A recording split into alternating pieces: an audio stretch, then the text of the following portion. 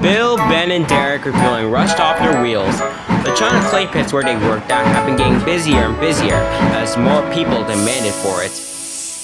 All this fuss about a bit of earth, Exclaimed Bill that night in the shed. whatever do they see in it? And what do they even use it for? I demand to know. Derek laughed. China clay is special, said Derek. People recently found out they can use it in all sorts of things. What sort of things? Demanded Ben. Well, pottery, of course, said Derek. Paper, paint, rubber, plastics, medicines, fertilizers. He paused impressively. Aw, is that all? Said Bill. He sounded disappointed. Oh, good gosh, no, said Derek. I still haven't mentioned. Oh, please stop, said Ben. You're making my head spin. Derek laughed and went to sleep, leaving two twin engines wide awake. Every day, Donald, Douglas, or Boko go down to Brendam Docks at the end of Edwards Branch Line and collect a trainload of China clay trucks, or hoods, as the men like to call them. For the first time he came, Boko wanted to know why. They're full of dry clay, said Bill and Ben importantly. The hoods are the pointed tented things that keep the clay dry when it rains. Wet clay is much heavier, and it has to go into tanks.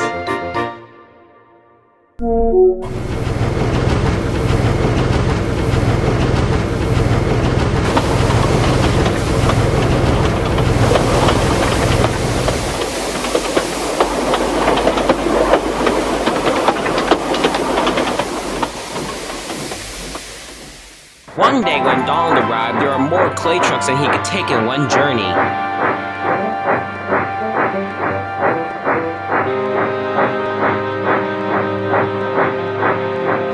Boko will be following up with some more empties later on, he explained to Derek.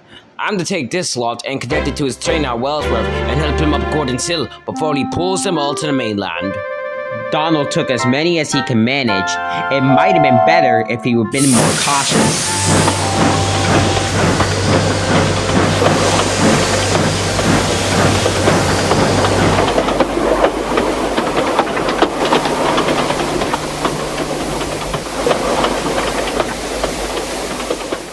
Just after Suttery was a loop at Clark's scrapyard.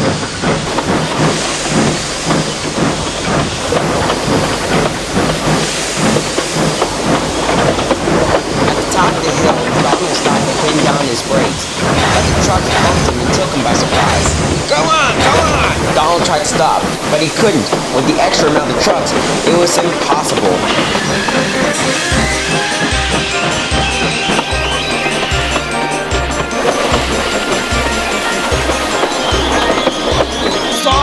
Stop! Oh, you stupid things! The trucks didn't take no notice and pushed even harder. Then he whistled again in alarm.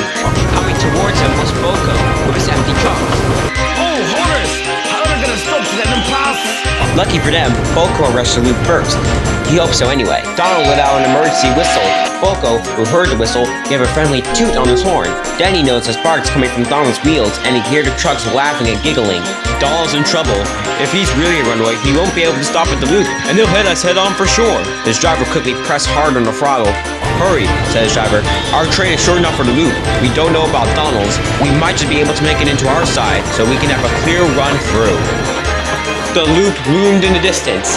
Whistling loudly, Donald raced past Trevor's Field, whistling like a banshee, but the trucks followed, screaming in terror.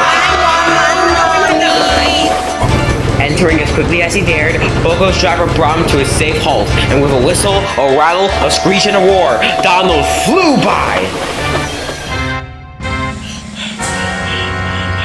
Phew, said Boko when he recovered his breath.